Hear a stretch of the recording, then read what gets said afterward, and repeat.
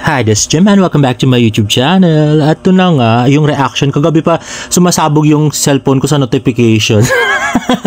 Grabe.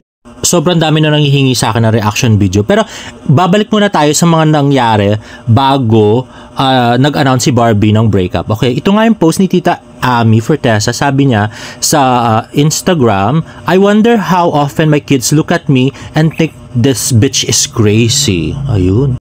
At another post nga ni Tita Amy, I have a heart on my forehead, good for you. Tapos medyo naalala ko nga, yung laging paghalik ni David sa forehead ni Barbie. Wala lang, medyo naalala ko lang dun sa post na yon. Anyway, next naman ay post ulit ni Tita Ami sa kanyang TikTok naman to.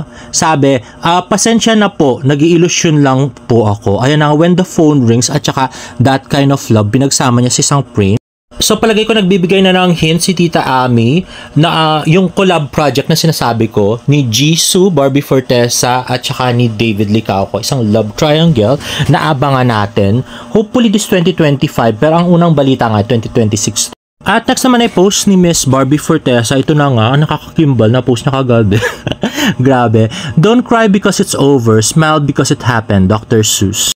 Having you in my life was the happiest I've ever been. Seen 7 wonderful years, a lot of laughs, a lot of ramen, and so much love. Your love was exceptional, but sometimes good things fall apart, and so better things can come together. Beautiful goodbye, Jack Roberto. Thank you for loving me the way that you did. I'm excited for what's to come for both of us. You take care of yourself. May you find the love you deserve. I hope for everyone's understanding, and I wish you could help us put this matter to rest. At yun na nga, ito yung first picture ni Barbie. Dito naman, siguro holding hands sila ni Jack dyan, yung second picture. At yung third picture nga, ayan yung unang date nila nung 2017, nung nanonood pa ka ng Meant to Be, yung mga panahon na yan. Grabe.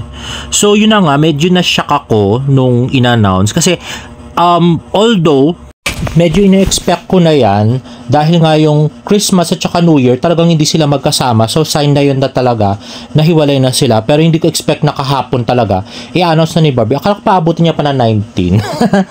So ayan na nga, si Mir nag-support na, Queen Esla at saka si Genre kay Barbie. At nag-IG story nga si Genre na nasabi ko na lahat kagabi, but please know I'm always here for you, honey. I love you so much, Barbara Fortesa. At nag-IG story nga siya ng ano ba, yung pampaswerte ba yun? I don't know. Ito pa nga guys, ito nung October, meron ngang kinukwento noon yung mga nanonood ng taping na meron daw announcement si Barbie after ng pulang araw. Actually, si David meron din ganon. So, hindi namin sineryoso hanggang nga na-announce na lang ng Ishin na break na pala si David, na single na pala si David, na break na sila ni Kisen. Tapos, bigla-bigla ngayon yung kay Barbie naman. So, hindi ko expect na ito pala yun. Grabe. Na kung pagbabasihan yung story or yung vlog ni KJ Abilino kagabi, sabi niya parang July yata yung breakup ng Jack B.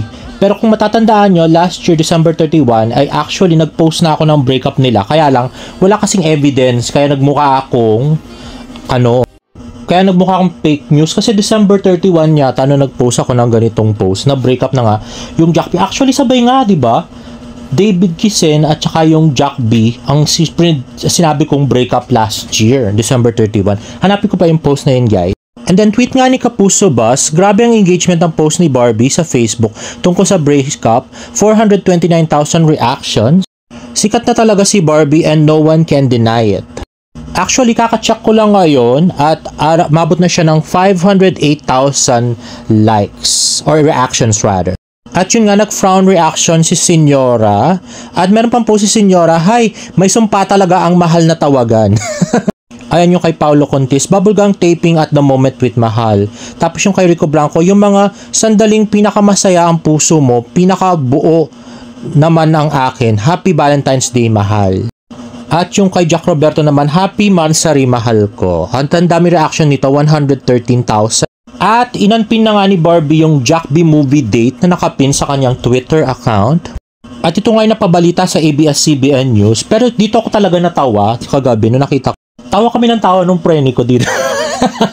Kasi si David nag-post ng wine. But wine? Ano, nagsiselebrate? Charot lang.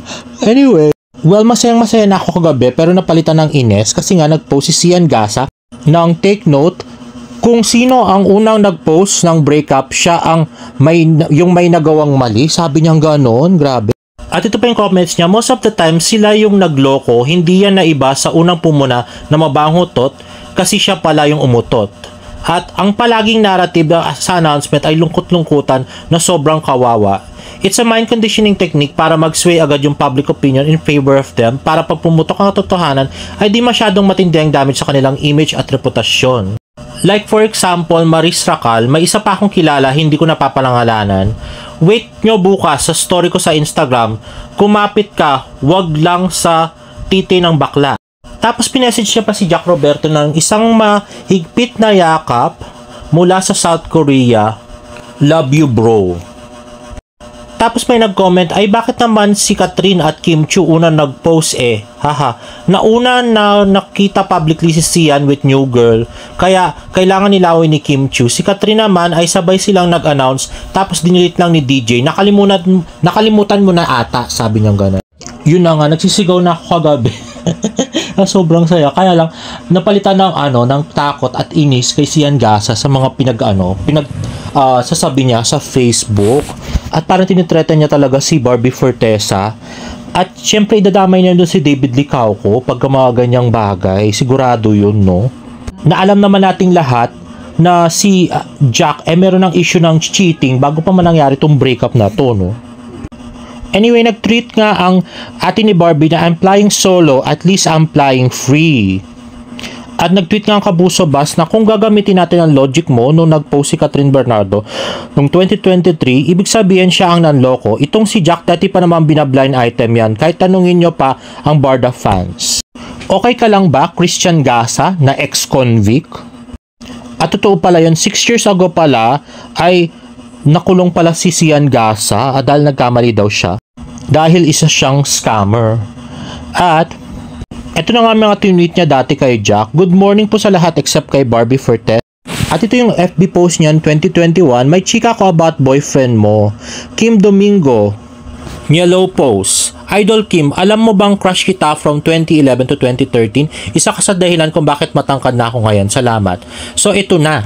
Last week of September, somewhere in Tomas Morato, malapit sa kain lang ako ng breakfast, BRB. At meron pa siyang post sa FB na just woke up from my 10 hours of sleep. Iba talaga ang himbing ng tulog kapag may sinisira kang buhay. Itong isang bagsakan lang, wala akong pake kung mambabae. Yung Jack Roberto na yan, dahil wala naman akong pake kung maghiwalay sila nung Barbie. O diba, sabi niya wala siyang pake pag naghiwalay. Tapos anong sinagsasabi niya ngayon, no? Hayop na ito. Gusto niya pang sirain yung career ni Barbie Fortesa at saka ni David Licauco. Naku, no? Pagka Instagram live siya, talagang raratratin namin siya mamaya, guys. At sana tulungan nyo kaming ratratin siya. Hayop na yan. At ito nga si George to the rescue. Walang kinalaman si David dyan, At nag-tweet pa siya na masaya na talaga ang 19. At yung last tweet niya ay praying for the healing of your heart, deal with Barbie, may you find the love that you deserve. Ayun na nga guys, so masaya naman ako. Hindi na ako masyadong kinikilig kasi nga medyo worried ako doon sa mga sasabi ni Sian Gasa, no? So, sana manahimik na lang siya at parang gusto kong i-report yung kanyang channel para hindi na siya makapag-Instagram live. Hayop siya. So, ayun na nga guys, mamanman na natin yung single era ni Barbie Fortes tsaka ni David Licauco at kung totoo nga yung sinasabi naman ni KJ Abilino na may something daw. Okay, so abangan natin yan guys. Anyway, guys, if you like this video, please give it a thumbs up and please subscribe to my YouTube channel for more Barda updates. See you in my next vlog. Bye!